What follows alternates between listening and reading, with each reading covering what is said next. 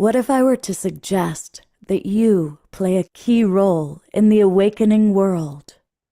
And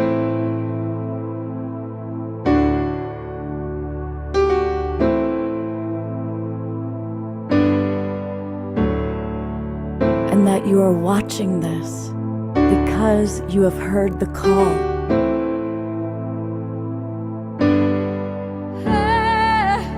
We can start right now by opening our hearts and minds.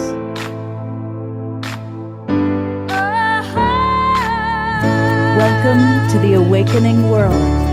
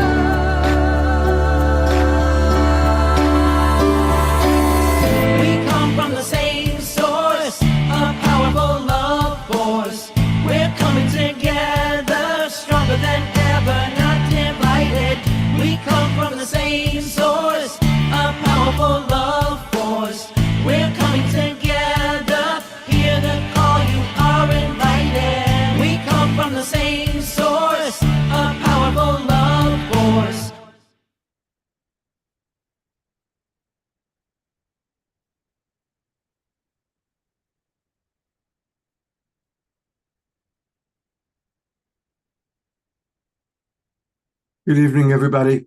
Welcome to the Awakening World. It's Wednesday night, June 4th. And tonight's show, we are going to be hearing from four beautiful souls sharing about challenges they've gone through in their life to get to where they are today. And in this awakening world, and all of you that are in the Zoom room and that are watching on YouTube, Facebook, or broadcast partners, we're all in the process of awakening. We're all in the process of raising our consciousness in our own unique ways. We each have our own unique journey. And so we're going to get a chance to hear vulnerably from three beautiful souls, all of whom I really have a lot of respect for, that are in the Zoom room with us. And then we're going to have, at the end, a video from Andrew Harvey, who's been on this show and whom I have tremendous love. I think most of us have great admiration for him and what he just has gone through. But briefly, I'll show you who our guests are. Timothy Earl is a longtime friend of mine, and Timothy is going to be sharing with us. And you might remember recently we met Christian when we were doing one of our shows, and I said, I want to hear more from this man. And so he agreed to be with us tonight. And coming back again, we've had her on a couple times recently because we really enjoy Hannah Burke. So these are our three in-person guests, and then we will be hearing on video from our dear Andrew Harvey. Omashar is in England, so we are going to actually play an Omashar video to kind of get things started, and then Hannah is going to bless us with a couple of songs later on in the show. So that's going to be our music for tonight. And here we go. I thought this is an especially poignant Omashar song. It's not quite so much of a rock and roll one, but it I think will set the tone nicely for tonight's show.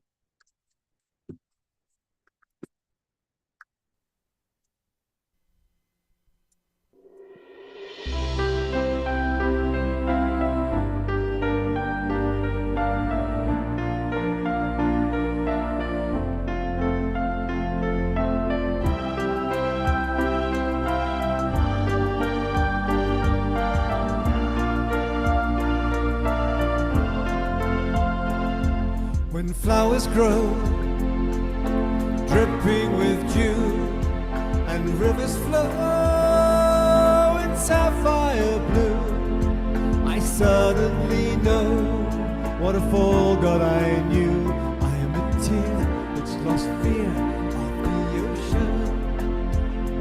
And when autumn sun kisses my cheek, whilst cool winds come from mountains peak, with poems on my tongue but no wish to speak, I am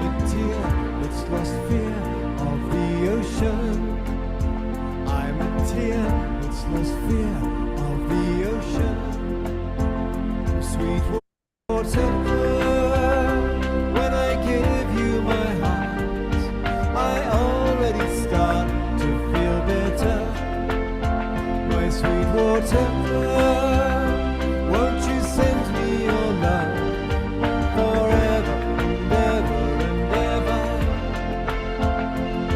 forever and ever and ever.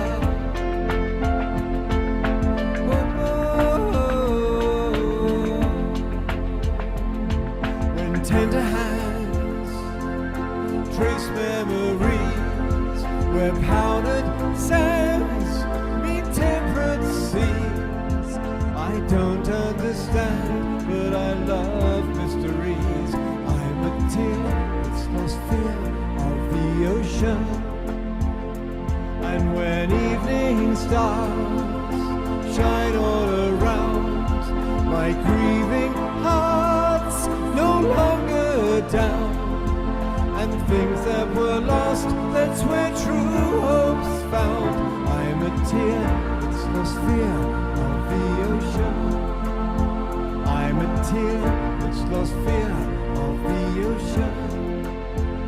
Sweet water, when I give you my heart, I already start to feel better.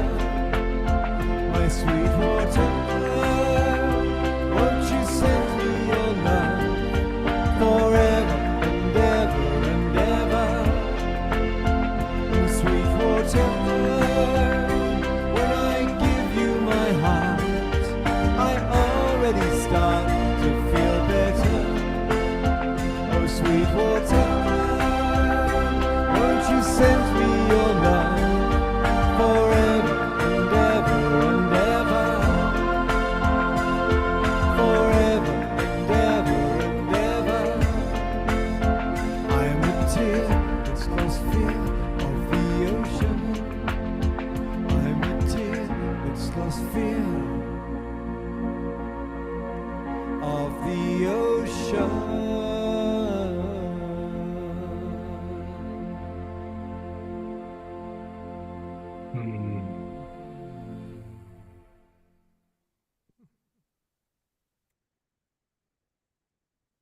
While we're in this kind of tender place, I want us to bring into our consciousness Ayada, who of course is, who is such a beloved member of the Global Peace Tribe.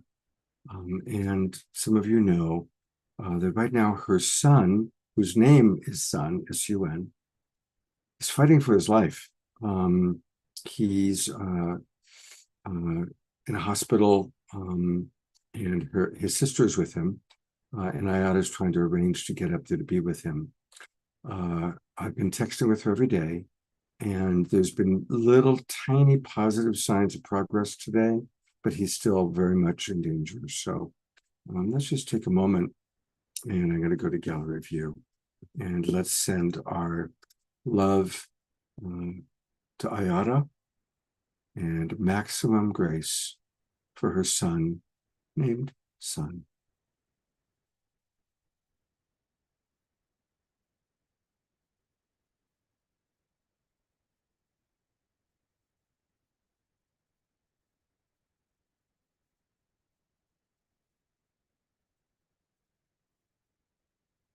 And maintaining this sacred space, also sending love to Omashar and his mum in England.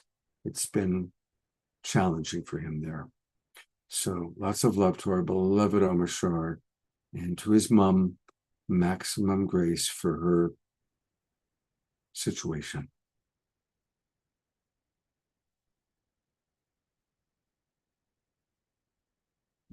Thank you, everyone. All right. Well, I'm going to introduce our first presenter. And he's a friend of mine. We've known each other and been involved in different ways. We've been together in the Bay Area. We've been together in Maui. And he's a beautiful, beautiful man, as you're about to see. And he's recently gone through a cancer ordeal that was very, very tender. And with no further ado, this is my friend Timothy Earl. And thank you, Timothy, for agreeing to be on the show. I think you were on the show a few years ago in a different context. Yes. So it's good to have you back, and certainly under this context. And so, Timothy, maybe just bring our audience into your journey and what's taken place for you and how you've been working with it.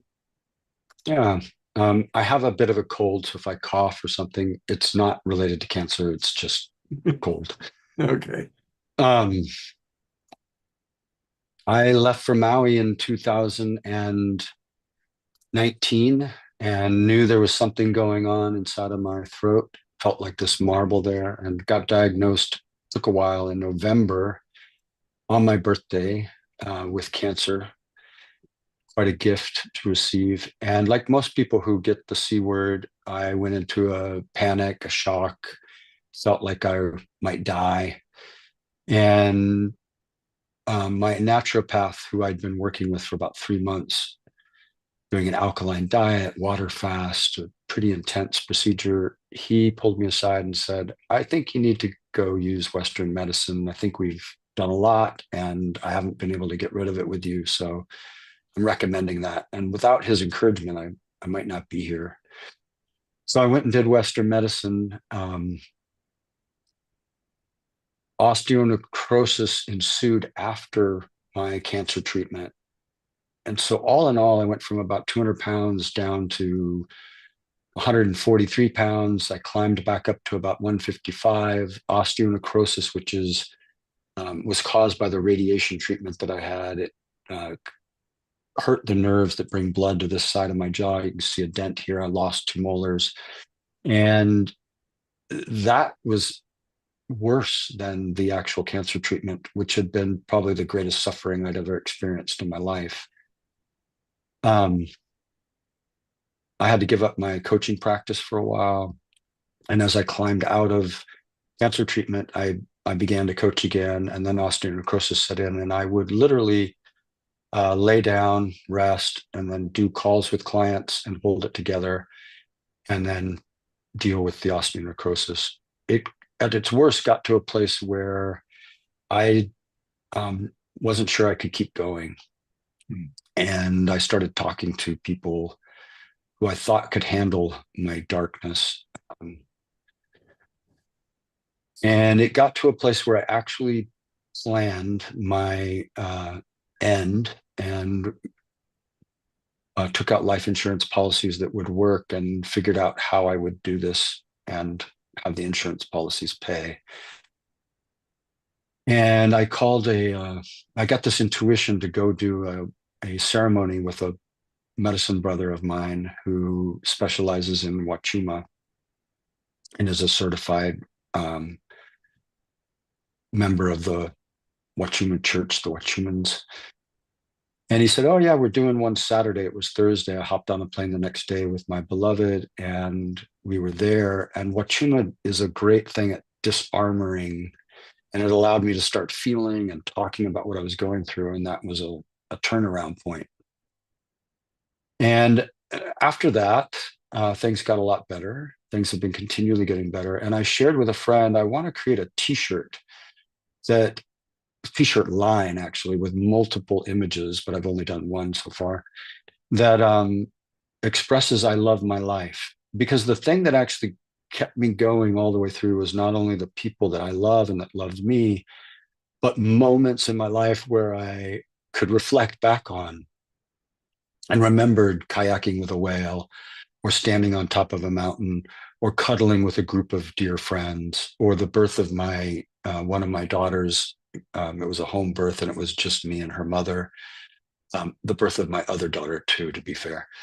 And so many moments, hikes with my father as a kid, many, many moments that reminded me it's worth pushing forward and hanging in there and believing I'm going to get to a place where I can fully embody the love I have for life. And so when I was in Bali recently, I designed this logo, I love my life.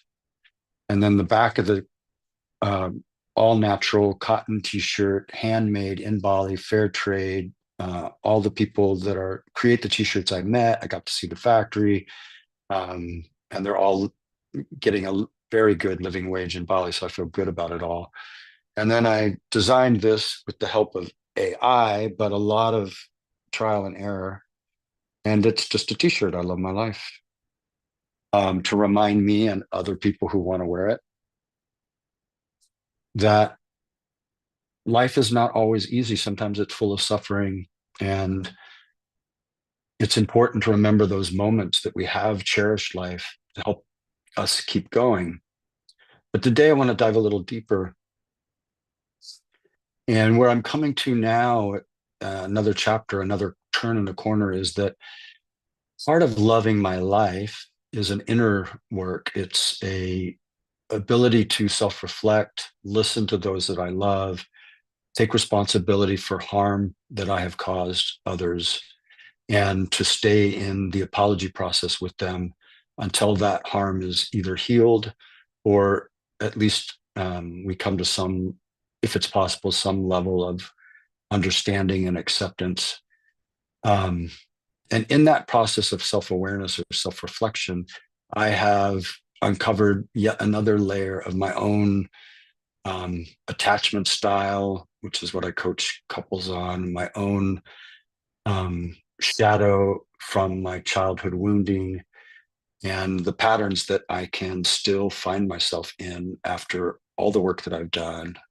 And so I humbly sit here today saying I continue to practice loving my life in a way that is an inner work and a relational work, not just having incredible experiences, which I definitely love to co-create and experience with other people.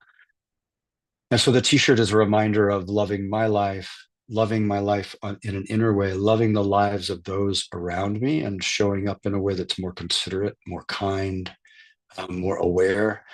And we might then reach out to loving this beautiful thing called the planet that we are gifted this experience of living on. And I often think about, it's trying to call me. I often think about the rare chance that we have to be in a human body and to get to experience everything, including the suffering that I went through. Cancer is not a gift that I would wish upon anyone, but it has been a gift in my life and really helped me appreciate just what it is to be in a healthy body, what it is to have people support you and love you and receive that love. And I think I've said enough. So Scott, if you want to jump in. Yeah, well, I'm loving probably what keep you're going. saying. Loving what you're saying.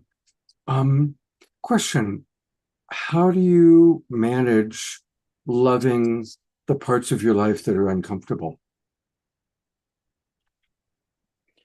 I don't think I could do it without people who are willing to lean in and call me in on my shadow or unconscious behavior. And I have been in relationship with people who weren't able to meet me in that way. Fortunately now, and I think this is largely due to things that happened before cancer and cancer, I've got better discernment about who I'm not blaming anyone here or saying anything bad about anyone else. I've got better discernment about who can actually meet me in the ways that I need to be met. And so I associate and am around and cultivate relationships with people who can call me in rather than where we move into a destructive kind of demon type of pattern where we're hurting each other. I have people who will say, "Hey, Timothy, I need to talk with you. Can you be receptive and listen?" So I give them a lot of credit at helping me grow in a more gentle way than the way I used to grow, which was I would be in relationship with people who had difficulty with me, and then the situation would become hurtful on both ends, and we learned through harm. Now I'm learning through what I would call compassion for myself and the compassion that others are able to show me. So I'm not going to take too much of the credit. I'm going to talk about my family, my beloveds, you, other people who have been willing to sit in repair with me. A man I love dearly as well, named Philip, he said to me once, masters of relationship are masters of repair, meaning nobody doesn't make mistakes. And I don't consider myself a master of repair yet, so I'm not a master of relationship, but I'm working on it. Mhm. I'm really appreciating your humility. I think I've mentioned this recently on the show. I know I've been talking a lot about it with clients. Yogananda said that discernment is one of the last lessons or the last lesson for master souls. And I think that as we mature, and most of the people on this show are 50, 60 plus, and so we learn discernment, discernment of who we're going to spend our precious time with, discernment of who we're going to be especially close to, people that we might live with or connect with in a more intimate way. When we're young, it's just like anybody will have me, right? Or anybody that I find attractive. But as we get older, more and more and more, we become very discerning about where we put our time and our energy and our attention. And so I'm reminded of that. And I certainly hear that you're becoming much more discerning. And I think, again, obviously I've brought you here, and you and Hannah and Christian as role models for all of us to learn from as you share vulnerably about your story, and we can all relate to the different elements of it, So thank you. Thank you very much. Yeah, I think Scott's going to put my website in the chat box or somewhere. We're actually going to take a look at it. We're going to take a Great. look at it. And I love this. You are the one you've been waiting for. True love requires nothing. Tell us a little bit about the work that you do. I mostly work with couples. I help couples learn to stay out of the looping patterns that they can get caught in and come back into relating with each other in a compassionate, emotional way. I find that most couples, if they can learn to seek what is the need that my partner has and understand the emotions, men, myself included, sometimes have difficulty with this, that they can move out of the pattern and into a more intimate, closer way of relating. And that's fulfilling. I also coach individuals, and I'm also a medicine guide. I do guide people that want to do this kind of work with medicine. When it says true love requires nothing, we're talking about a pure love. We're talking about a love that is beyond, I think, this human existence. Actual love between two people obviously requires discernment, honesty, vulnerability, a willingness to call each other in, looking for the emotionality and the need of what our partner's asking for, identifying patterns. Love in human form requires a lot. Yeah. So don't get tripped up when I say true love requires nothing. I'm really talking about a universal love or a even bigger cosmic love. You read my mind, because when I saw that, I thought, oh, that's interesting. True. I also like that you say calling each other in as opposed to calling each other out. I think that's a really nice thing. And I noticed here that if you, again, by the way, for those of you watching on, it's TimothyEarle.com. Timothy Earle, E-A-R-L-E. There's an E at the end of Earle.com. And I see that you're offering a free inquiry call. Yeah, it's really important to me to spend at least 20 to 30 minutes with each potential client or couple to see if we're a good fit. Do my services match? And most people walk away with something from that call. And again, if you want one of these, then you can message me directly through the website, and they cost $40. And that's all you need to know, I think, about the t-shirt and what I do. And Beautiful. I'm looking for where they can message you. I guess if I go to menu, contact, there we go. So yeah, if you click on menu and then you go to contact, that's how you can contact Timothy. He's put his phone number in there. You can send a little note. Yeah, you can And even just send me a message on my phone number and I'll get one to you, or we'll set up an inquiry call. great. And oh, here, let me show that. I was looking at it. I forgot to share screen. So here it is. It's there's his number, 510-507-8129. Um, and Timothy, thank you for being on Yeah, the show. it's nice to reconnect with you here, and I look forward to doing it in person soon. Yeah, now that you're in Berkeley, I definitely look forward to connecting with you. So I'd like that very much. Well, we're going to go to our next guest. And you've seen her on the show a couple times recently. We really just so appreciate who she is. And I thought this would be a great chance. I had a chance to talk to her a little bit, get to know her a little bit more deeply. And she's also gone through, like probably all of us, an interesting life's journey. And so I want to welcome back Hannah Bork. Welcome, Hannah. Thanks, Scott. Nice to be with you. Good to have you back with us. I'm noticing your microphone's a little low. So either a little bit closer or turn it up if you can. Sure. There we go. Okay. Hey, how are you doing tonight?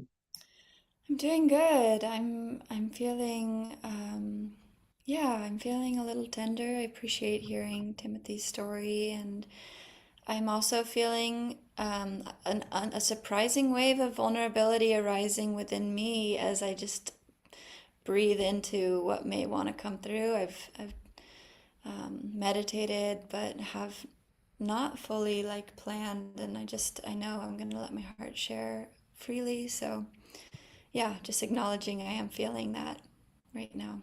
Thank you. Is there anything I or we can do to just create a safe space for that beautiful vulnerability? Mm. Yeah, I feel you've done such a beautiful job creating a safe space, actually, and I really loved the moment all together where we held our hands up and just sent healing energy to Andrew and the other person that you named in the beginning of the show, and I felt that really bring ease to my spirit too. And people are just going through so much right now, and it's important to remember showing up in service. So, Hmm, thank you. Well, let's all send Hannah lots and lots of love and appreciation for her being here and for her being willing to open and share vulnerably. And thank also sending love and appreciation to Timothy for sharing his story as well.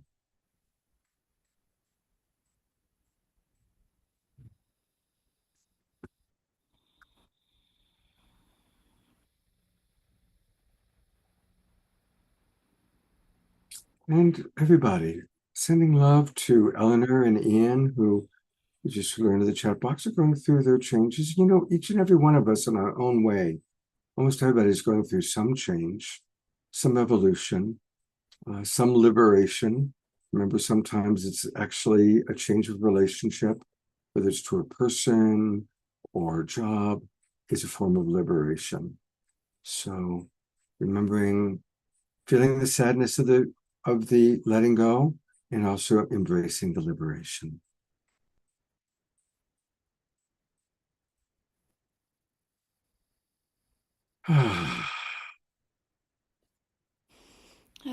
thank you so much. Yeah, Yeah. let it flow, my friend. Let it flow. All right.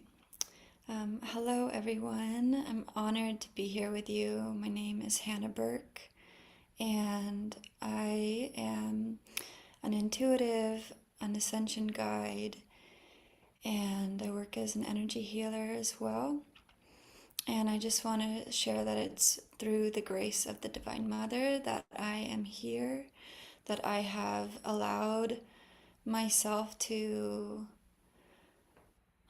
let my soul emerge fully and shine forth into this world. And I really believe that's what we're all here to do, is really come into coherence with our soul and let that shine forth fully in this world.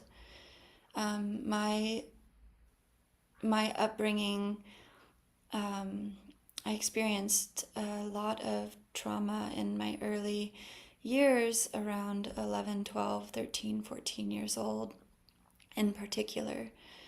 And yeah, I really, at that point in my life, I lost my voice. I had learned it wasn't safe to share about what I was going through, and I just learned to keep my emotions really to myself. And yeah, that really started to kind of devour me from within. I had no tools and no sense of safety in myself or in this world. I felt it really felt like a living hell for me from a young age, and I felt deeply disconnected from my true nature, from the world around me, from the people around me, from life itself. And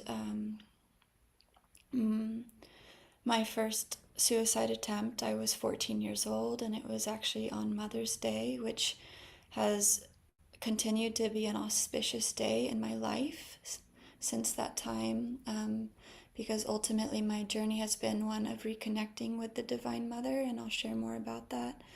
But there have been many painful initiations and many tremendously soul healing initiations that have occurred on Mother's Day in particular. And when I was 14 years old, it happened to be that I attempted to take my own life. And it was during this experience I realized that I didn't actually want to die. I just didn't know how to live in this world. I didn't know how to exist in this world in a way that could feel worth living. And I kept that experience to myself. I still didn't know how to talk about my feelings or trauma or what I had experienced yet. So it took me several years to open up about that. And I really began to cope and self-medicate with alcohol, with substances, and I've also found art. Shortly after that, I started to create art, and I would spend all day in my room just like painting and letting these images pour forth through me. Shortly after, I started to play guitar, and those were really allies for me to start to connect to my soul again, to allow myself to express and tell story when I felt like I had lost access, to open up and share what my experiences had been. And yeah, it was an energy that I allowed to move through me like a current. And yeah, I moved out to Missoula, Montana when I was 19 years old, and I intended to go to college, but I ended up just, falling in love with playing music, and I still felt really alienated in this world. I had this deep sense of feeling like I didn't belong here from a very young age, and it was at that period in my life when I had my first UFO encounter, and it really scared me. It felt like there was a darkness to it, and again, I tried to share about what I was experiencing, only to be met with a lot of people who could not relate to that experience, and really made me feel like I might not be right in my perception. And so I started to sink into this deeper groove, and I ended up having several more suicide attempts in my early 20s. And although I had like friends and I had things that were deeply meaningful, I was really in the underworld, and I understand that today. That was my initiation, was to move through tremendous darkness. And I had tried to hold on to this feeling inside that, I could heal myself. I had been placed in hospitals. I had gone through a lot of rehab facilities even that didn't feel like they could really support me. Deep inside, I knew I had trauma, and I didn't understand how to get to the core of that, because everything the world, in terms of like the medical world and the way the care facilities are set up today, it's just sort of putting a band-aid over the surface. And for me, there was something much deeper needed, because there was trauma living in my body. And there was a fragmentation of my psyche, of my soul, and I was experiencing what I now know to be spiritual warfare and psychic attack. But at the time, I didn't understand it fully. And I went through an experience where I had a wave of energy, like I call it it was like the first time in my life I felt so energized and so connected. It was the beginning of my spiritual awakening, and I was starting to see synchronicities everywhere. I was beginning to vibrate higher than all of the repressed trauma and emotions. And even though there was still personal and ancestral and planetary trauma and grief living in my system, my spirit was beginning to awaken and vibrate higher. And I started to feel connected to life again. And it was during this period of my life where I first encountered the Divine Mother. And she revealed herself to me in a vision that was the purest experience of my entire life. It was unconditional love. She rearranged physical reality. I had a vision of her transforming the moon, and she just smiled. The moon had become her face. It was like the sky was her luminous body, and she was just smiling unconditional love, and she saw me. And all I could do was cry, because it was so beautiful. And I said, I didn't know, I forgot, I didn't know her energy. I'd never heard of the Divine Mother. I just knew that's who she was, and I knew her love was unconditional for me, and I knew it was unconditional for every single one of us. And she shared some really important messages with me about my soul and my mission. And I carried that experience as like the holiest experience of my life, and it gave me something to set me on this path of remembering what we're doing here as souls incarnate in human form on earth at this time. And I would go through another wave of darkness, and actually like very severe abuse that would be the final catalyst onto my healing path. And about 8 years ago, I stepped onto my healing path. I knew if I didn't heal myself that I was going to take my life for sure. And I started to allow myself to experience anything and everything that I had previously been very skeptical of. I was not a spiritual person before my encounter with the Divine Mother. I truly was a skeptic, and but it really began my path of initiation into the mystery and how to heal myself holistically. I moved from Montana back to Marin County, where I currently live. And the Bay Area is such a mecca in terms of access to people on a healing and spiritual path. And I just started to do everything that I could to get connected to myself again. I got sober. I started practicing Kundalini yoga and other forms of yoga and breath work and meditation. And at first, meditation was deeply uncomfortable. It was very difficult to sit in my body. But I did, and I would have profound experiences of dissolving into light and being connected to the field of coherence all around me. And I started to practice Reiki. I became a Reiki practitioner to heal myself. And that energy really awoken something in me, in my awareness of energy. And I have always been highly sensitive to energy. since I was a little girl. And that really gave me an awareness of how to move and direct energy and heal myself multidimensionally.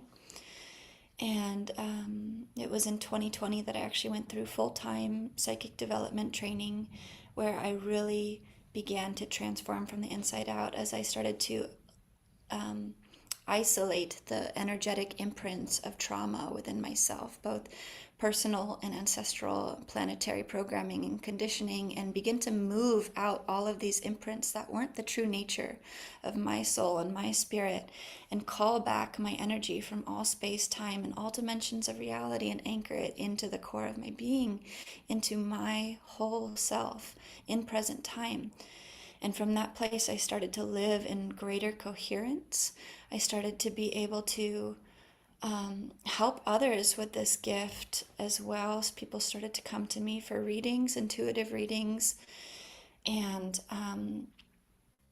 that really flowered into what I do today, which is I work as an intuitive, but in the I have a real gift for zeroing in on trauma and helping people heal on the deepest level, from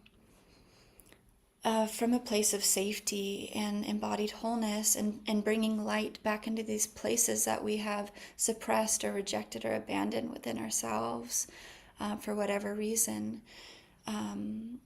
Trauma is so vast. It can be set from anything that allows us to feel deeply unsafe, or even a little bit unsafe in our bodies or in this world. And I'm sure we all have experiences coming to mind that we can remember. And really, as I started to move through these experiences and come into greater coherence in myself, I started to feel really connected to the mystery. Life started to feel, although it still had many, many ups and downs and challenges, just a deep sense of purpose. I started to feel a deep sense of purpose, why I'm here. I started to write these songs around 2022, although I'd written songs on guitar before. Healing songs started to pour through me in 2020. And I started to sing in devotion to the Divine Mother, whom I know and remember now as Sophia. And it's her Christ energy, the Sophia Christ energy, that makes up all of physical reality. She is form. And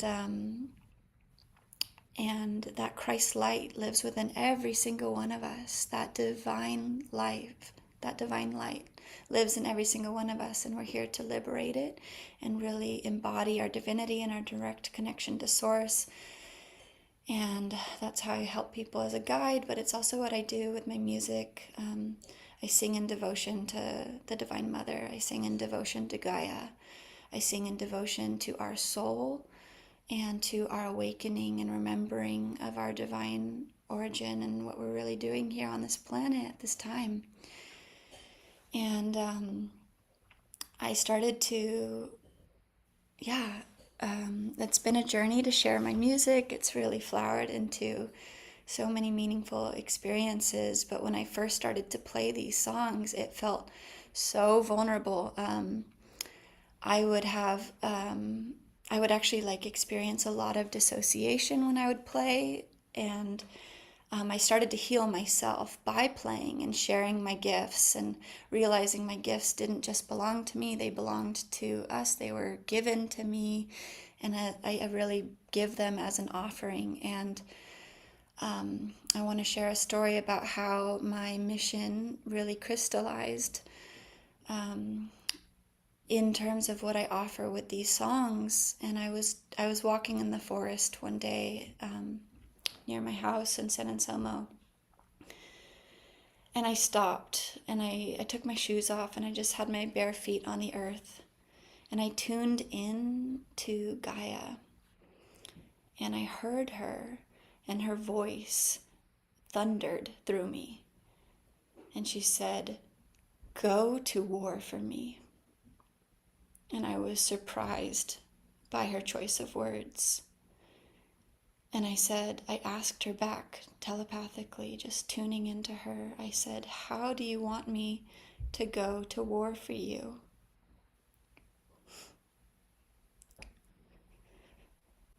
She told me, "Sing, dance, make art, do everything this world has programmed you to believe is unproductive." And she showed me a vision. She showed me the earth, and it was enveloped in a gray cloud of like this dense, dull, lifeless energy. And she showed me the light of my soul and the power of my soul as I shone my light, as I shine my light in this world. It had the power to dispel the dark cloud and to push it back. And I believe in my heart of hearts that we all have that in us. That as we shine our light and as we talk about the experiences and what we're truly healing from on this planet, we have the power collectively to shine our light and create a world that is absolutely exquisite, where we are connected to our soul and nature and the divine and each other in a harmonious way, where we can begin to live synergistically with all life in this miraculous ecosystem on Gaia. I truly believe that. And my healing journey is ever unfolding, but it just continues to get deeper and it continues to get more meaningful. And I'm tremendously grateful for opportunities like this to get to share some of my story. And Mm, yeah, thank you. mm. Thank you very, very much. Beautiful. Timothy Earl, I'm going to actually bring you up in a moment too, because I have a question, because your stories are a little similar. But something that came up for me, Hannah, is that how you discovered and have embraced the Divine Mother. And as a coach, one of the things that I work with people on, and this may be applicable for some of the people watching, it's common that people may have had a human mother that didn't work out so well, or that didn't have the ability to do what is natural, which is to nurture the child, to provide safety. You know, some of us have been blessed to have human mothers that could do that. Others weren't so fortunate. And then even for those that had wonderful, healthy human mothers, they do get older and they become less capable. And so making the transition from looking to the human mother or looking to the girlfriend or the wife or the female in your life and really extending out to Divine Mother, that clearly is a journey you've been on. And I just wanted to riff on it and maybe learn a little bit more about that, because I think it's something that really all of us can benefit from. Noticing, where am I looking to a human being for a certain quality of nurturing, care, love? And that's still okay.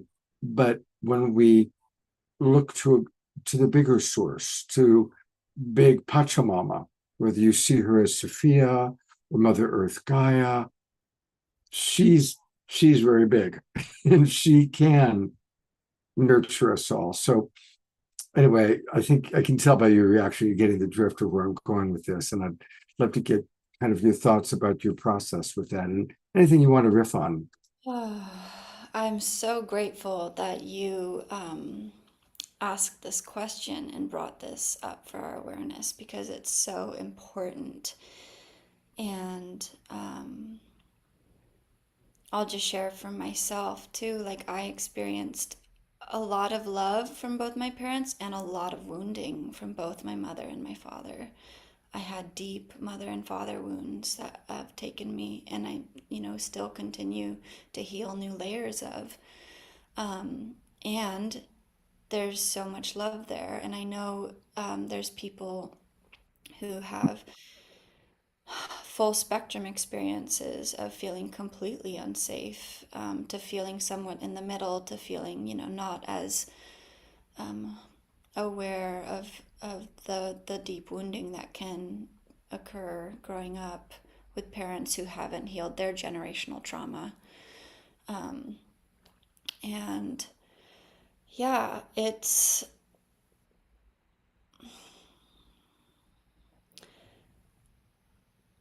I'll just share that as I connected with Source, who is both the mother and the father, who I've primarily experienced visions and connection and really the fullness of guiding me to remember who I am as the Divine Mother, working through that. But I have had one encounter with the Holy Father energy um, as well. But I'll say, whatever you choose to call God, whatever you choose to connect with in terms of source, that relationship, um, it can start as small as a little seed of just, help, holy God, like God, whatever you are, please help me stop these obsessive thoughts. That was my first prayer. I was very skeptical and I was going through a lot of trauma. And that was my first prayer that I opened myself up to. And my prayer has evolved deeply today, but it started very simply, asking for help from something I didn't fully understand. That's enough to begin developing a relationship with this energy that has given us all life, whether we are consciously aware of that or not. And as you grow and develop that relationship, it becomes a source of strength that will guide you. You begin to be more connected to, focused on your soul and what you're healing from. And there's no more blame. And eventually I got to the place of really forgiveness, first and foremost for myself, for choosing to incarnate them, for my family, and for people who I had experienced harm from. But also I've harmed people as well. So it's this really complex journey of beginning to have compassion. Like was said by Timothy earlier, that was really poignant. The compassion for ourselves, beginning to forgive ourselves for being human, and developing that relationship with Source. Then you start to see other people as humans. We start to humanize each other more. And it's been my experience that I am much more understanding today. I have greater boundaries for sure. I know that my parents did the best they could with the tools and awareness they had at the time.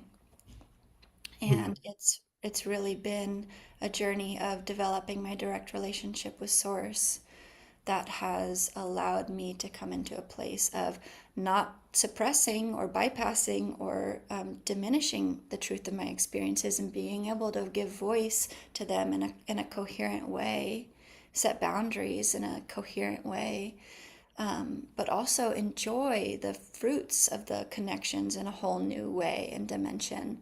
I feel tremendous closeness with my family. I feel so much love for them.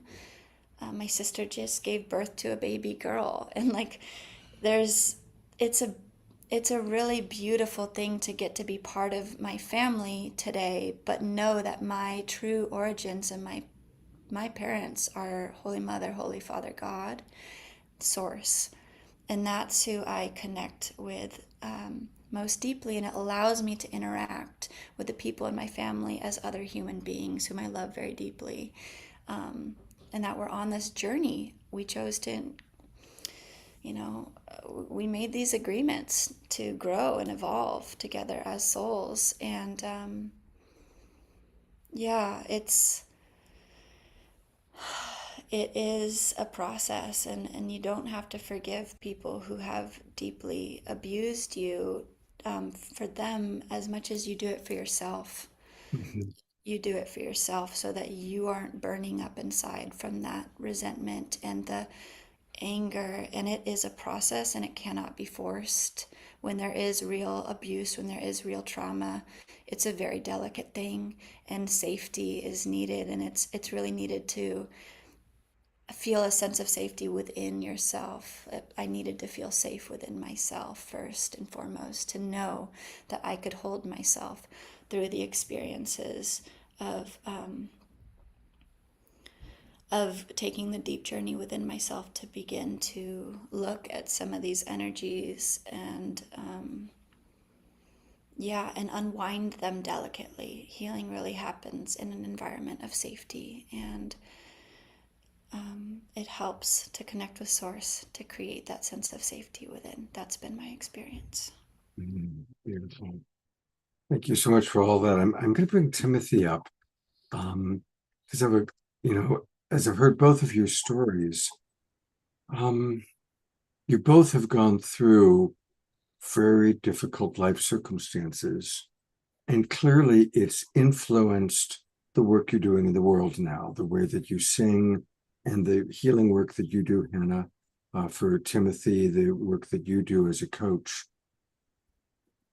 I guess I just want to ask both of you how you view the relationship between what you've gone through as a crucible or as a necessary part of your evolution in, in your gifts to the world, in your professional work. I guess I can go first. Is that okay, Anna? I really am enjoying your presence and your beautiful articulation of so much of your experience. It's very impactful, so thank you.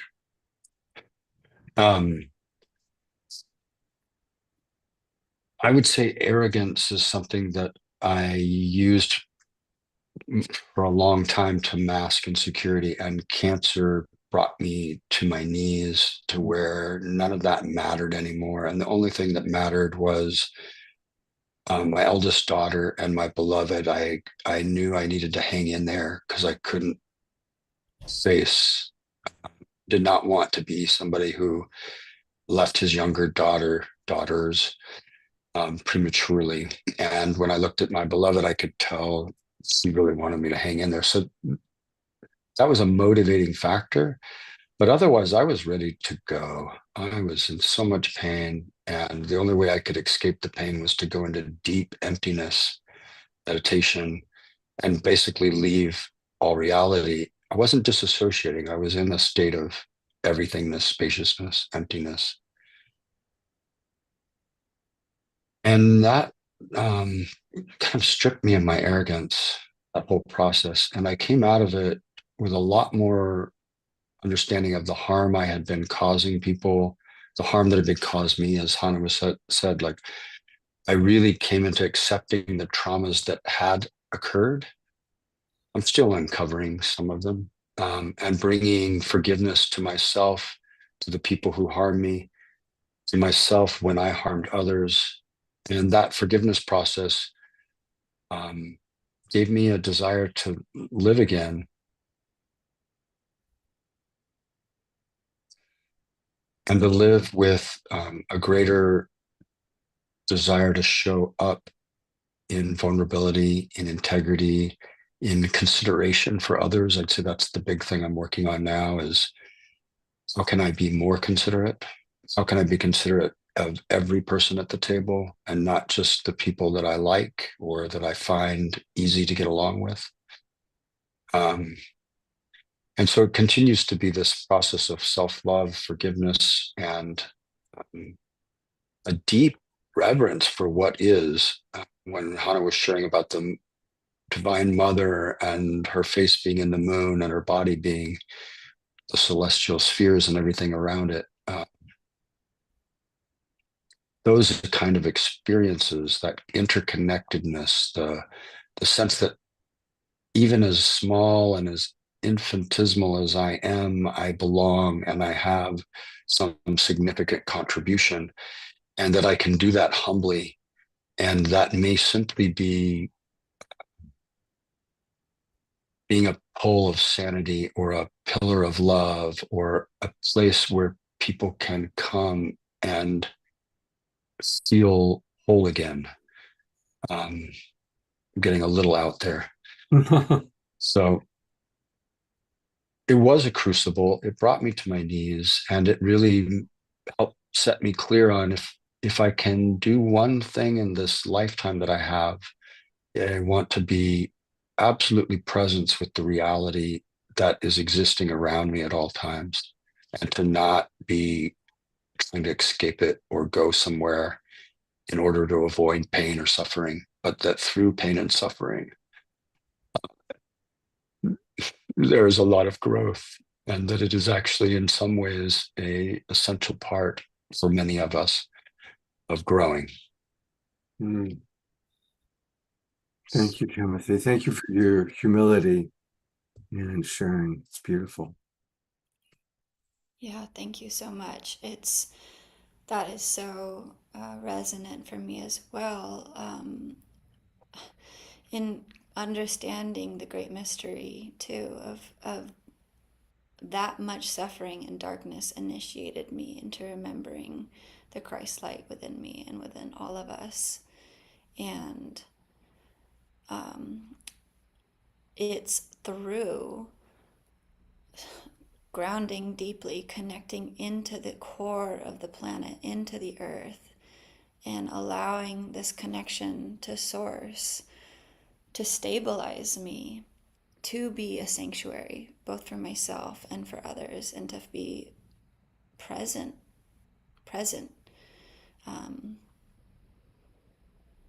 to be present with exactly what is.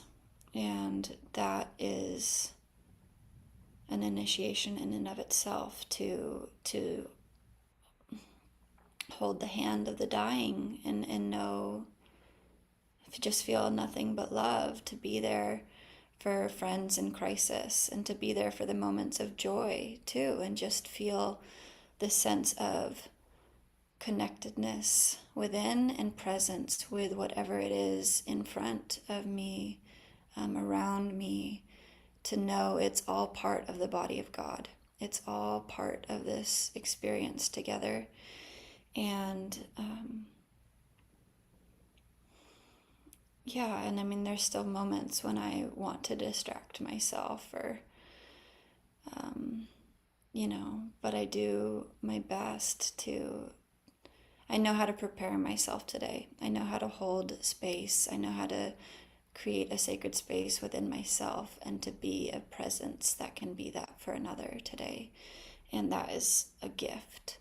That's a gift. Mm. Thank you. Thank you, Timothy, again. And Anna, would you be willing to share a song with us? I would love to. Yeah. Thank you. And thank you for all you've shared. It's been so beautiful. Thank you.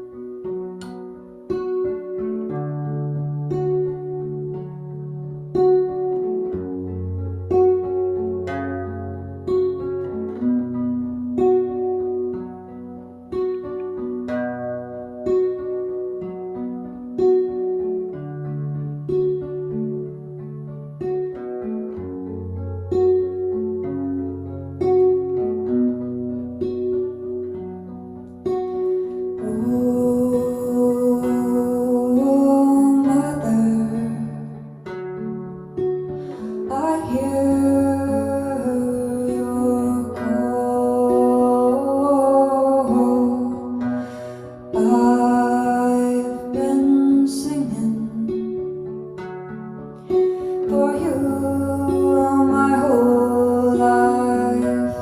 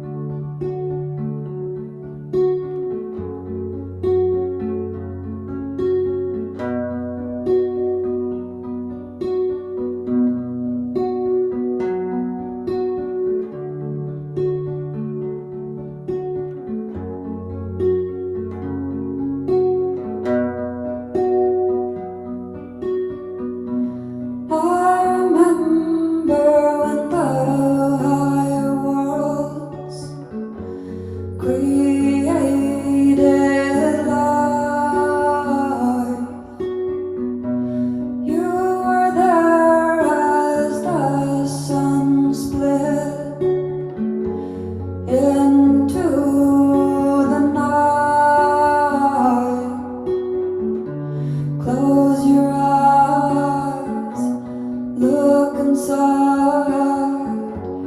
In the dark, know you are the light. Close your eyes, look inside. In the dark, know you are the light.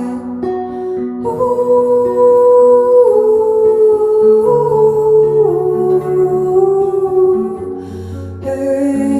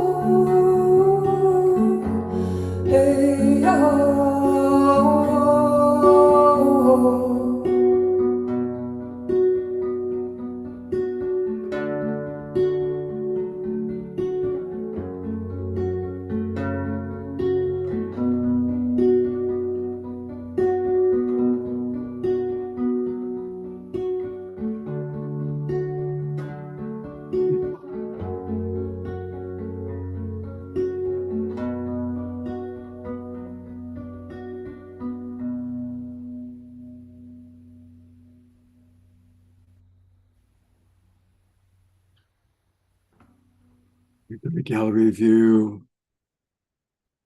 I'm going to read some of the comments. Pam writes, sung like a true light warrior. Kathy writes, beautiful, haunting with a soulful resonance. I agree. Hauntingly healing prayer song from Diara. Grace Denise writes, Hannah, you are a gift. Thank you for your sincerity and your wisdom. Susan Blomquist writes, thank you both for being so very articulate about important journeys for each of us and how you've addressed your challenges. And more and more comments coming in. So much appreciation, Hannah, for what you have provided for us. And a reminder that you can learn more about Hannah and her offerings at her website. And it's her name, Hannah, or Hannah, Hanna, Bork, Bourke, HannahBork.com. And that's where you can learn about her healing work, her upcoming classes and events. I'm sure some of you may want to receive some of the extraordinary healing abilities that she has. She does Reiki, light body or healing, clairvoyant psychic soul activity. So really beautiful what she does. So thank you very, very much, Hannah, for just your incredible offerings. Is there anything, and also there's some music that you can find on her website as well. And if you really want to support her, you can go to her GoFundMe. And that's always a wonderful way to show love and appreciation. She's wanting to put together a video of her Earth Daughter song. She played that song on a previous show. So thank you. Thank you. Thank you. Thank you. Thank you. How are you feeling? Are you feeling good about how it flowed? Yeah, yeah, I feel so much gratitude and yeah, felt really powerful to share so openly. I don't often get to tell that part of my story, and although I don't feel defined by my trauma or past or anything today, it is part of the path, and I think it's important to acknowledge and that we can heal from anything. We truly can. Yeah. And take a look at all the comments in the chat box, quite a few that have come in since the ones that I read. Thank you so much. Thank you. Thank you. We have one more guest that's with us live tonight. You might remember him from a previous show. It's Christian De La Reta. He's a spiritual teacher, personal transformation coach, and an award-winning author with over 30 years of professional experience. He's spoken at TEDx. His books include Coming Out Spiritually, Awakening the Soul of Power, and his latest book, Conscious Love, Transforming Our Relationship to Relationships. So welcome back, Christian. Thank you for being with us tonight. And thank you for having me, Scott. Pleasure to be here. Would love to hear the story you'd like to share with our audience tonight. It's a big question. It is. I was born in Cuba, so I'm an immigrant. I came to the US when I was 10. And I'm actually really grateful for that experience because I lived in a communist country for the first 10 years of my life, which gives one an appreciation of so many things that we take for granted, you know, in the developing and developed world. So came, you know, did high school in Miami, went away to school, lived in California, Northern California for many, many years. Currently in Aspen, Colorado. And I've been doing personal transformation work for over 35 years. I was on a track to get a PhD in psychology. My dad was a psychiatrist. And I discovered breathwork. And after my very first session of breathwork, I jumped tracks. I never went for the PhD because it works so fast and heals so profoundly at so many levels. And I've been doing that kind of transformational work all over the world. I do retreats with different themes that you kind of alluded to, personal empowerment. I work specifically with women around the theme of women's empowerment. I believe that the empowerment of women is the single most important thing that needs to happen in the world. It's not to idealize women, not to put women up on a pedestal, not to give women more crap to clean up in this world of ours, this mess that we have collectively made, but it's because as a world, we've been running so off balance, so off kilter. One of my challenges growing up was living in a communist country is that my parents were counter-revolutionaries. And there was real danger, you know, and even, for example, taking all nine of us kids to church. They really took some risks standing up for their own beliefs. And I think that I carry that sense of revolution in my blood. And I'm grateful for that, you know, grateful for having had experiences that give me the sense of perspective to question, to see things from a different way. One of my challenges also growing up was that I always knew that I was gay.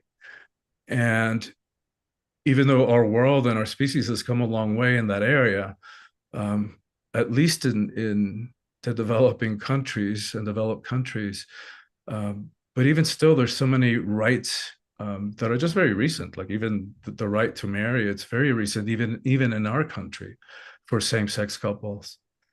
Um, and that created kind of it was an interesting dynamic. Being one of 9 kids, there was a sense that you had to do something, you had to be in order to be seen, because all 9 of us were there was only 12 years between the youngest and the oldest, and no twins. But at the same time, it was also ingrained in us that we had to not be seen, right? Because there was real danger in being seen. So it created this interesting dynamic in me. And in some ways, I'm amazed that I write about themes like, what it means to live heroically in the 21st century, but I write about personal empowerment. Because if I look back at my life, my adolescence was one long depression with suicidal fantasies. And I guess there is something to be said for the Catholic hierarchy of sins, because that was a worse sin, to take my life. So that wasn't really an option. But I can speak about all this stuff now with a sense of experience and appreciation, because it's all that pain, that alienation, has made me who I am, and it has given me such a sense of empathy and understanding of other people's pain. The details are always different for all of us, but pain is pain, right? And having developed the ability and having gained the tools to break myself free from that imprisonment, allows me to guide other people into freedom out of whatever self-made prison they found themselves in, and for that I'm incredibly grateful. And because I know that most of us kind of struggle with that. It's a common experience to have that struggle between seeing and hiding, between fear and freedom, and to be able to draw on my own lived experience and share that to help other people get free. There's nothing more meaningful for me. I mean, so much more that I could say, but maybe I'll pause now and see if there are any questions. Yeah. Well, first of all, thank you for sharing, and thank you for your life. Thank you for taking what you've experienced and putting it into books, putting it into teaching, really being out there. It's so important. And when you were on the show before, I was so touched by your eloquence. And I don't know, there's a certain vibration, honestly, that you and Timothy and Hannah all carry. It's a certain frequency of authentic humility. So I'm just really appreciating that. I guess one thing I want to ask, although we touched on it before, but it's just so prevalent at a time when the current administration is trying to set so much progress back. Is there anything you'd like for, whether we're gay or straight or any number of things, is there anything you'd like for us to know about what we can do to make a difference? Because I am just deeply concerned about some of what's going on in our world in that way right now. Yeah, so that's a beautiful, deep and insightful question.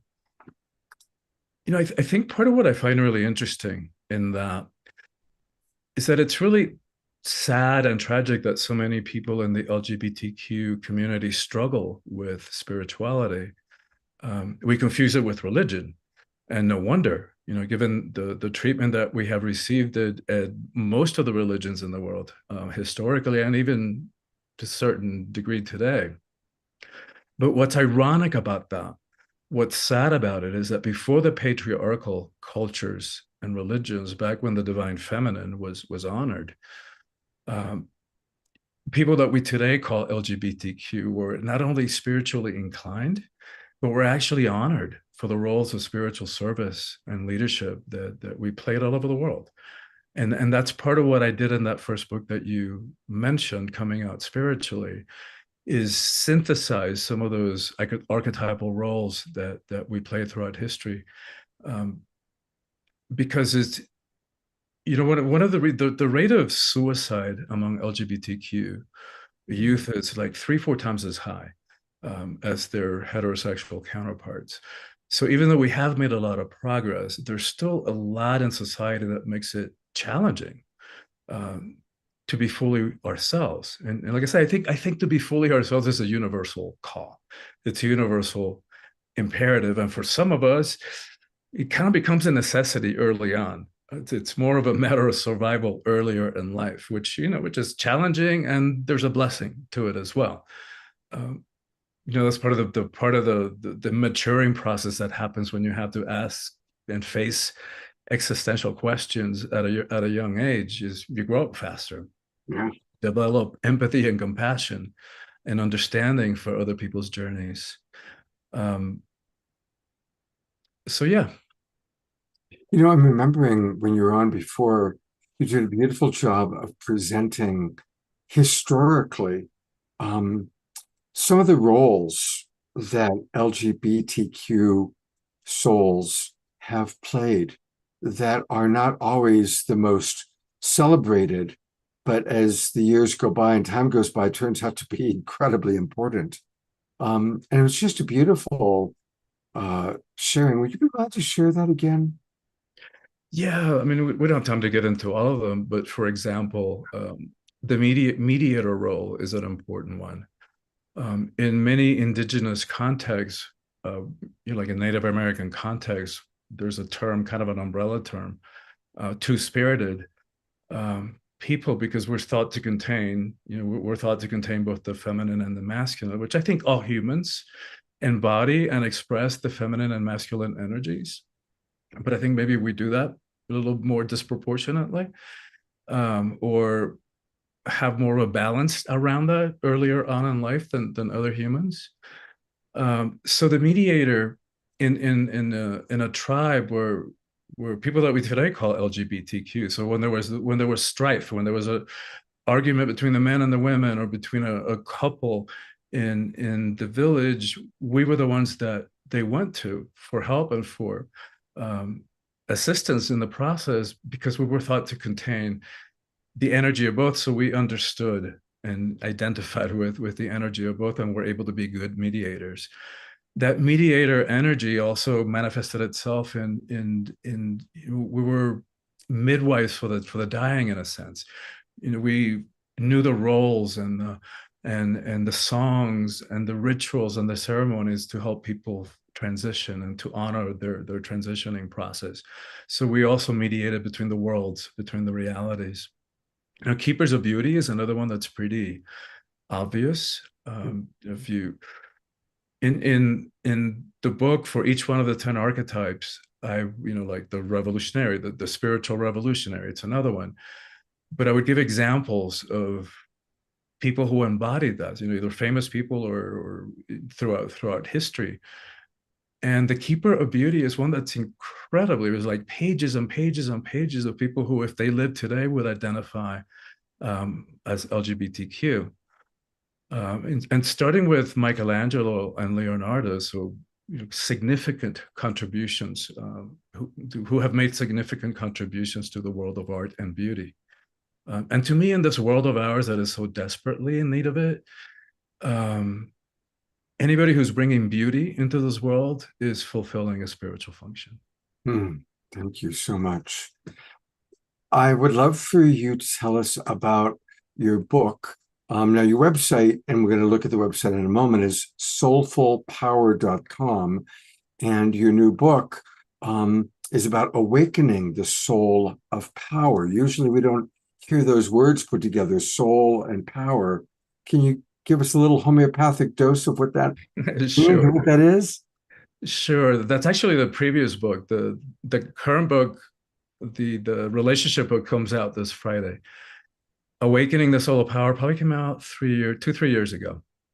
And the thing is that most of us struggle with issues around power. You know, there's a lot of confusion and conditioning that has happened around that word, and how we relate to it. And so to me, stepping into power in a soulful way, what that means is doing it with, how do we step into power without having to push somebody down? Mhm. Without it having to be hierarchical, without it having to be power over or about fear or force or manipulation. How do we do that in a way that we don't need to put our knee on anybody's neck in order for us to feel powerful? So then I talk about different kinds of power. There's worldly power, the ego power, the way that the world relates to power. And then there's soulful power, the power that comes from within, that doesn't need to prove anything to anybody, that is humble. Think of a Gandhi or a Gandalf in their simple monastic robes and their sandal feet. You would never know from looking at them from the outside how much power they hold until it's necessary, and then get out of the way. And it's the power again that comes from humility, that doesn't need to prove anything to anybody, but it just is. And I think it's actually more powerful than the way that we relate to power in the worldly way. Beautiful. You've inspired me to share a story that I think you'll enjoy. I have shared this once before on the show. One of the most important mentors in my life was an indigenous elder, Grandfather David. He was a Hopi Indian elder. And when I was studying with Grandfather was when I was producing educational television shows for teenagers. So I asked him what he thought the most important thing for young people to know was. And what he said was that we are growing up in a culture that's teaching us false values. It's teaching us that what's of value is money, sex, and power. Mm-hmm. All the heroes that they end up with money, or they end up with lots of sex, or they end up with lots of power. And they're false values and we know they're false values according to Grandfather David, because not everyone has lots of money, and not everyone is going to be sexual. Not everyone, has power. He said what our true values are: service, devotion, and humility. And the reason that these are true values is that anyone from 3 years old to 103 years old can be of service to their family or to the community or to others. Anyone at any age can practice devotion. And anyone at any age can practice humility. And for him, humility was gratitude, being grateful to Father Sky, Mother Earth, Creator, for our many blessings. And then the punchline was that when you provide a service, the money and abundance will always come. When you are of age to be in relationship and you practice devotion, you'll have the greatest sex of your life. Mm-hmm. And when you are humble and you practice true humility and gratitude, then Great Spirit gives you power. Because you recognize that it's coming from a higher place through you.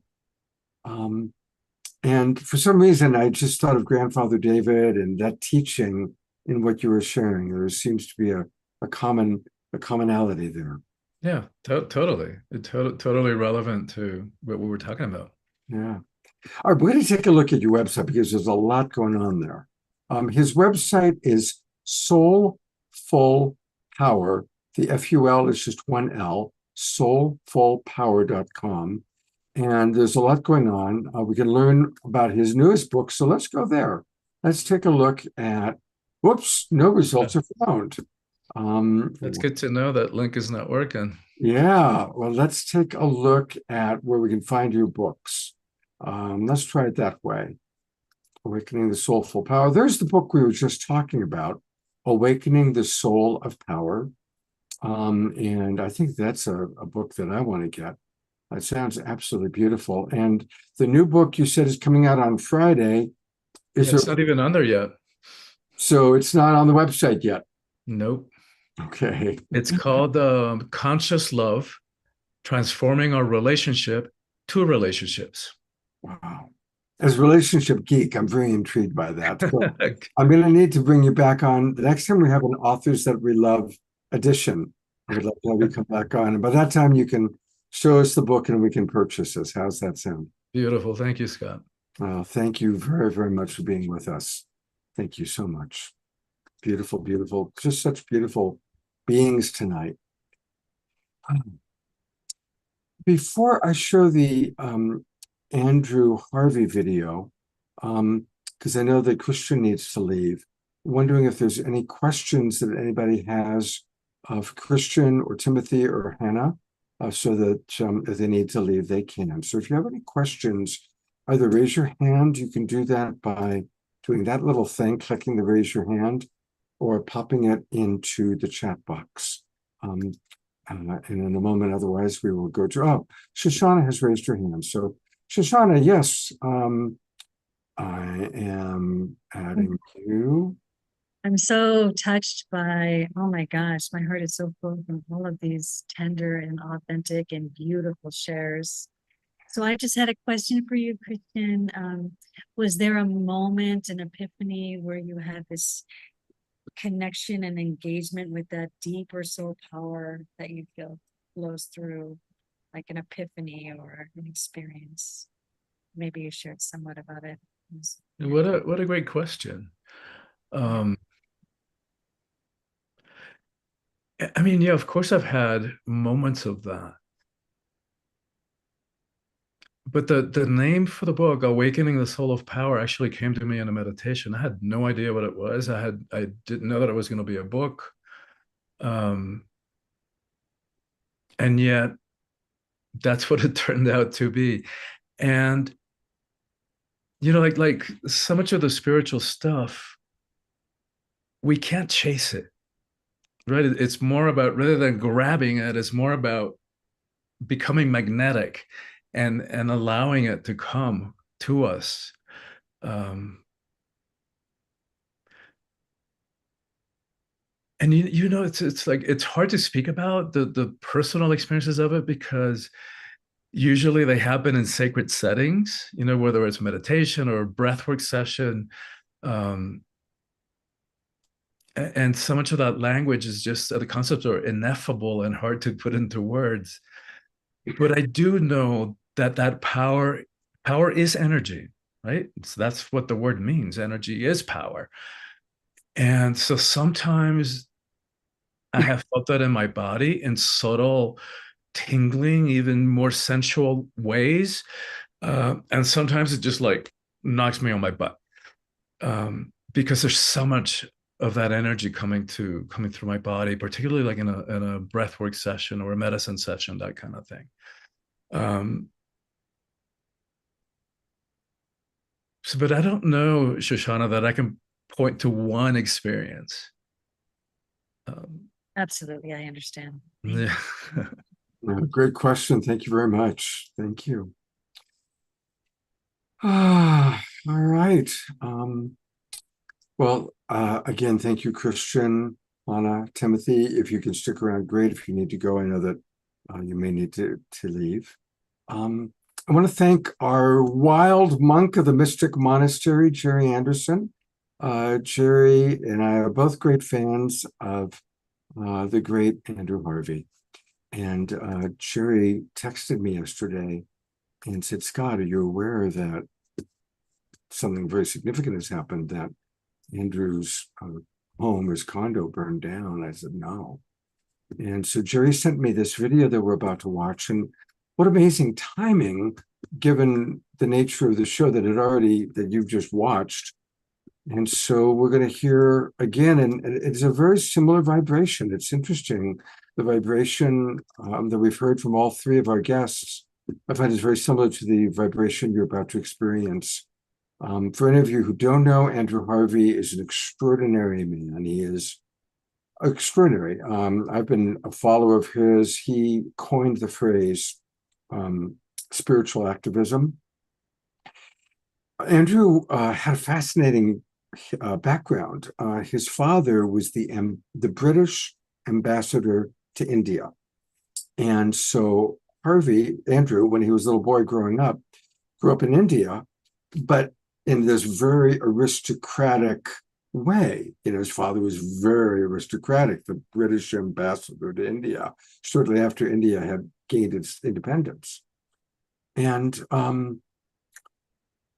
And so Andrew had this incredible juxtaposition of growing up between the very staunch British aristocracy and Indian life, East Indian life, which was very different, very Hindu. So he was exposed to Christianity and Hinduism. And it started this lifelong thing of him exploring different cultures, different ways of thinking. He ended up being very brilliant, graduated from honors with Oxford. At an early age, recognized that he was gay. So another juxtaposition of being a gay man coming out of an aristocratic background. And his life's been amazing. And he's written over 40 books. He's collaborated with the Dalai Lama. And he did a beautiful 3-hour program for the Global Peace Tribe a few years ago, which I'll put the links to that program. It's an amazing 3 hours of Andrew sharing his stories, his experiences.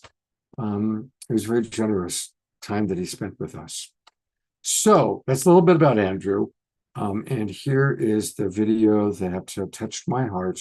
And again, thank you to our wild monk of the Mystic Monastery, Jerry Anderson, for sharing this with us. Thank you, Jerry.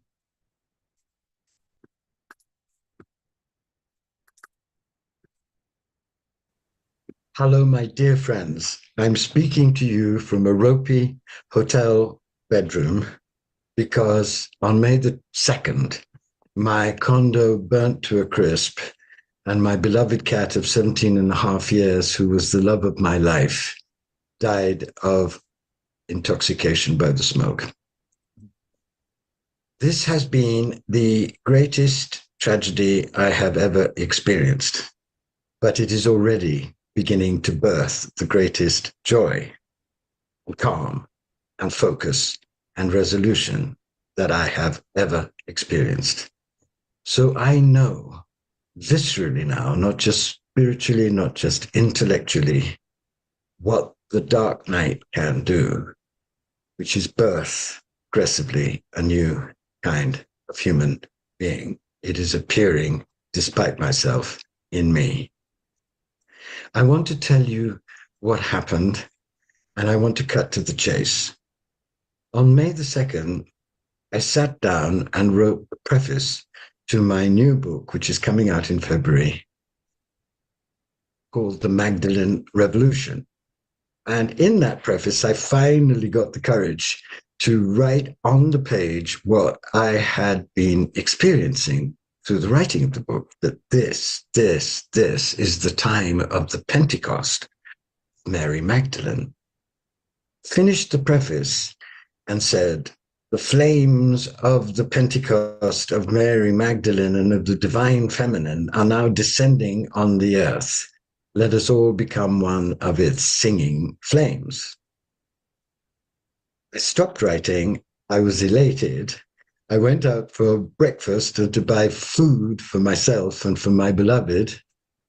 I came back 15 minutes later, and there was a fire belching horrible smoke from my condo, and my books, clothes, treasures, documents, photographs, all were gone, and my cat, my beloved cat, the love of not just this life, but many lives, was gone. I was, of course, totally shattered and heartbroken in ways I cannot describe, but I know many of you who've lived through disasters know exactly what I mean. But at the same time, I felt the flames of tender, joyful love irrigate my mind, my heart, my soul, and my body. And I knew that what had happened was and is a divine event. It is something that I needed. It is something that my work needed. It is something that I have completely and absolutely surrendered to. And it is something that I know will birth in me a new kind of being and a new kind of work. When I was 50, I went to visit the Nadis, the great hidden astrologers of India, in a small village outside Chidambaram, which is the center of the Shaivite world. And I sat in an unpretentious room with an unpretentious guy who had an old scroll in front of him, who read from that scroll the name of my mother, my father, the names of the books that I'd done. And then he came to where I was in my life, and he looked straight in my eyes and he said, your next 20 years will be hell. It's written here that you will go through very great ordeals. You will be rejected and humiliated and treated badly, because the vision that you have been entrusted to bring in is extremely radical and people aren't yet ready to receive it. But you must survive, because they will be. My friends, you are ready now, and you've shown me by the reception that you've given me in this last 2 years that all the work I've done over many decades is now useful to me, and that fills my heart with joy, and that fills my heart with healing for what I've been through to get this work to you.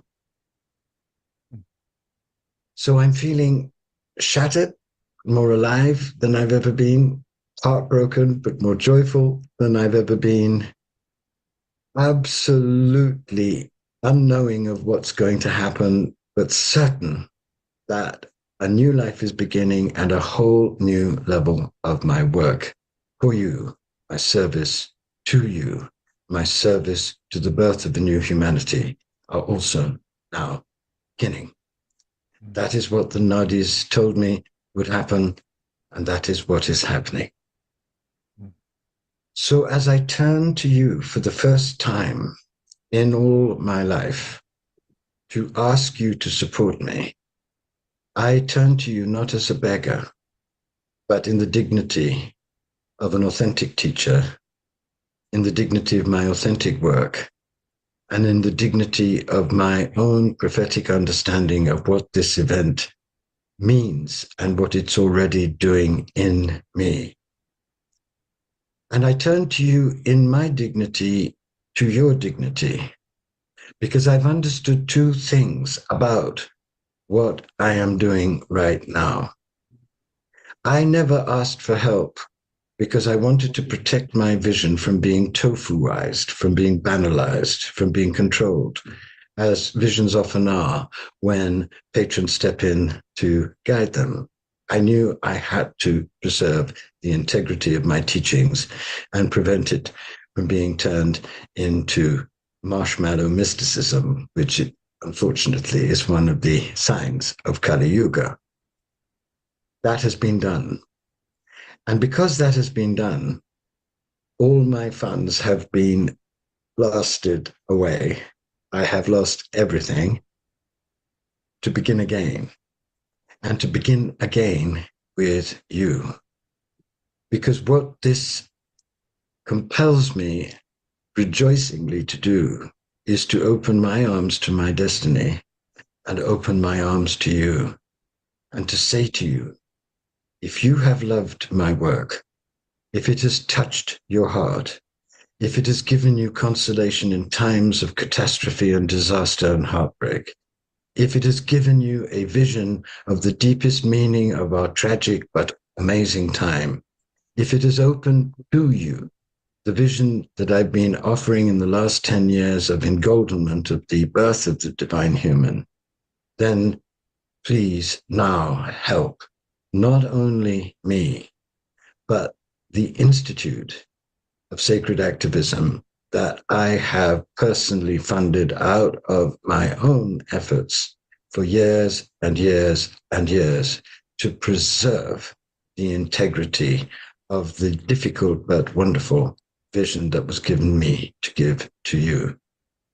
The reason why I realize this is now essential is because not only does it take a village to raise the divine human, it takes a village to come together in loving, equal, mutual support to birth the divine human together in the middle of this disaster, and partly because of this disaster.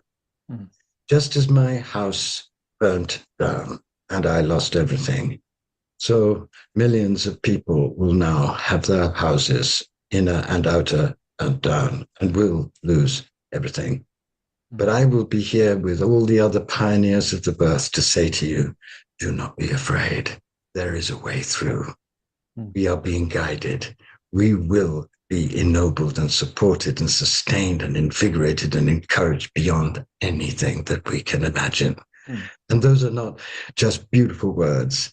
They are saying them to you now from someone who knows the truth of them as I know my name. And the fact that I'm wearing the one garment that actually survived the flame, an old Indian jacket, which I love. My institute had drawn up plans about 3 weeks ago for 4 new major adventures, which we were all thrilled about.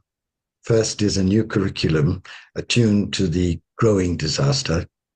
The second is a center for sacred marriage mysteries that will be in Chartres and in Avalon, based on the new book of Mary Magdalene, whose Pentecost, I think, now has been definitively proved. The third will be a oasis for all those great sacred activists all over the world who are working in hellish conditions with no money. The fakes and the frauds get the cash. The ones who are really sweating in the trenches of truth have been horribly neglected. But I want to be one of those people who come together and I know who they are and they need help. And I want to be able to funnel whatever is given to me to them wisely. And the fourth is that I'm about to establish, and I will establish, come hell or high water, a simple, earthy, grounded spiritual center in Asia for the growing mystical hunger of Asia. And it will be in India, probably in Kashmir. It won't be a spa. It will be a place for the lovers of all kinds to meet, and it will be called the House of Nothing. So I am asking you, not as a beggar. I am not a beggar. We are all beggars before the divine, and that is absolutely appropriate. I'm asking you to help me, whom you have loved and honored and so often supported, to support me at the moment when I need it most, to be able to continue to offer you, as I have always offered you for 30 years, the depth of myself, everything that I've been given to give. I'm just beginning. Help me begin again. Help me birth myself so I can help you birth yourselves and birth a new humanity together, a new world. Bless you. Thank you. And I know you will.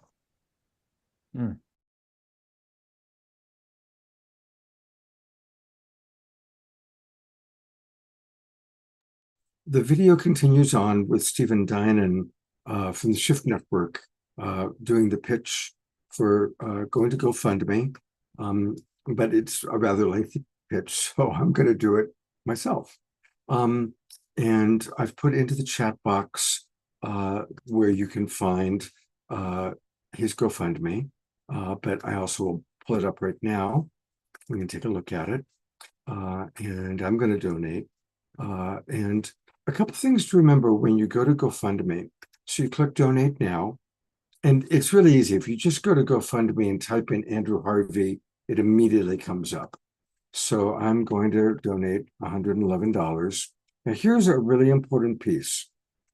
Down here is where they have the tip. You do not need to leave a tip. So just below the amount you put in, take this little bar and you can take it all the way to zero. Or you can give, something to GoFundMe if you want. All right, but you don't have to automatically do what they've got it set at. All right, so I appreciate you GoFundMe, but I'm going to keep it to $1.11. And then, whoops, no, I don't want to remove that. I want to use it. And I'll continue to proceed. You don't need to give me a credit card number. I've done that before. People said, Scott, did you know that anyway, I really would I hope that we will all donate. And we certainly are right now going to do what we did at the beginning of the show. We're going to go into sending maximum grace to beloved Andrew Harvey, this extraordinary elder. And let's hold the vision for him receiving all the support as he goes through his crucible and accomplishes the great work that he's here to do. Maximum grace for beloved Andrew Harvey.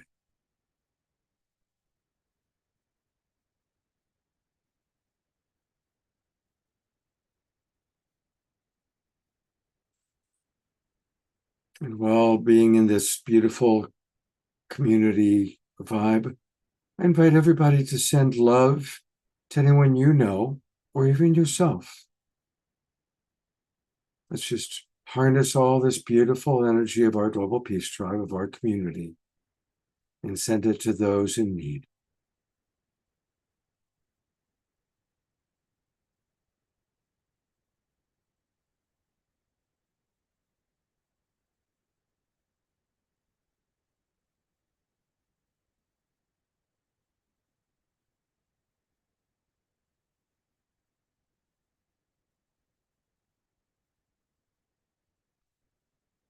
Thank you, everyone.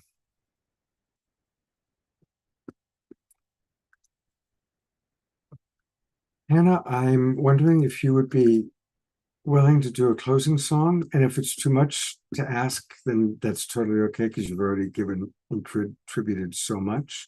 But if you'd be willing to do that, let me know. I would love to. Yay, it's so good.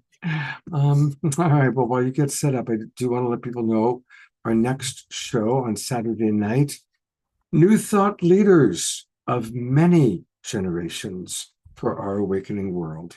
And we've got a really wonderful group of people joining us. Chief Phil Lane Jr. will be joining us. Reverend Retta, kind of representing one generation. Then kind of a middle generation, we've got Magic Bernstein and Maggie Engel, who just got married. And they're a beautiful couple. And they've both been on the show individually. And then our younger generation, Tatiana and Maggie and Dominique. So it's going to be a really beautiful, beautiful show. And that's going to be our show this Saturday night. And Hannah, you fit right in because you certainly are a wonderful example of a younger generation of wisdom keepers. And it comes through your healing work, through your vulnerability, and through your music. Thank you. Yeah, that'll be a really beautiful show. Thank you for allowing us to share and giving us a platform and a voice. Absolutely. It's my pleasure. So this song is my newest song, and it references the vision I first experienced of the Divine Mother, and it's called In God's Dream.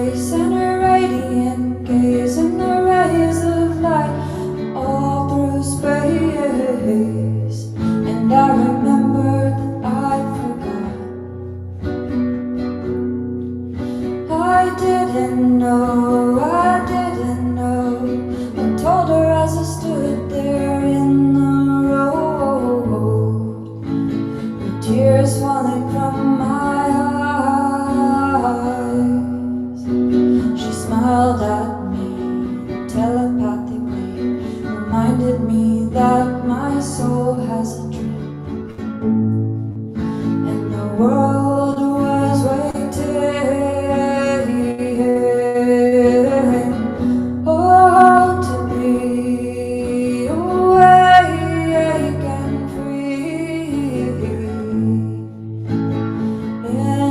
God's train. Oh, to be awake and free in God's train, and I will tell it from the mountain, and I